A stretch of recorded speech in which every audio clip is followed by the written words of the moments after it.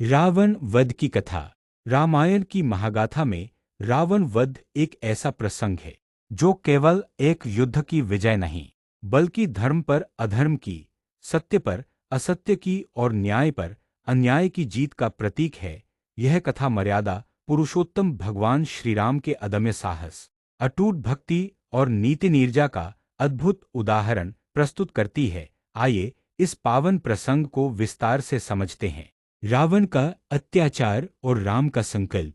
लंकेश रावण महाबली, विद्वान और शिवभक्त तो था, लेकिन उसके भीतर अहंकार और कामवासना ने घर कर लिया था। सीता माता का हरण कर वह उन्हें अशोक वाटिका में कैद कर ले आया।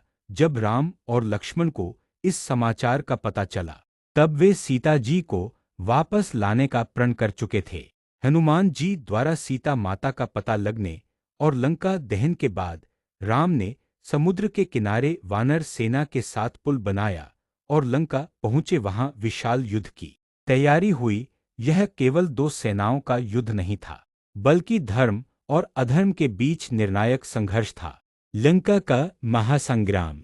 वानर सेना और राक्षसों के बीच भयंकर युद्ध हुआ। इंद्रजित, कुंभकर्ण, अतिकाय, नरांतक जैसे शक्तिशाली राक्षस एक एक करके रणभूमि में आए और वीरगति को प्राप्त हुए। राम के वीर अनुज लक्ष्मण ने इंद्रजित का वध किया, जबकि स्वयं राम ने कुंभकर्ण को परास्त कर मारा। जैसे जैसे राक्षसों के महाबली योद्धा गिरते गए, रावण का क्रोध और अहंकार और अधिक भड़कता गया। अंततः उसने स्वयं युद्धभूमि में उतरने का निश्चय किया। रावण और राम का आमना सामना।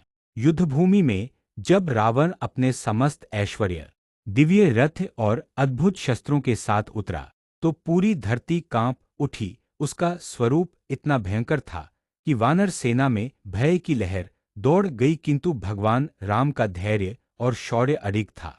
राम और रावण का युद्ध कई दिनों तक चला। दोनों ही ओर से धनुष बाणों की वर्षा होती रही। रावण बार बार मायावी शक्ति का प्रयोग करता, परंतु राम अपने दिव्य बाणों से उन मायाओं को नष्ट कर देते। विभीषण का मार्गदर्शन। जब रावण बार बार राम के बाणों से घायल होने के बाद भी पुनः जीवित होकर युद्ध करने लगता, तब विभीषण ने श्रीराम को बताया कि रावण अमर नहीं है, उसका अमृत केवल उसके नाभि में स्थित है। जब तक उस स्थान पर प्रहार न किया जाए, तब तक रावण का वध संभव नहीं। रावण वध का क्षण। राम ने भगवान शिव और अपने आराध्य सूर्य को स्मरण कर धनुष पर ब्रह्मास्त्र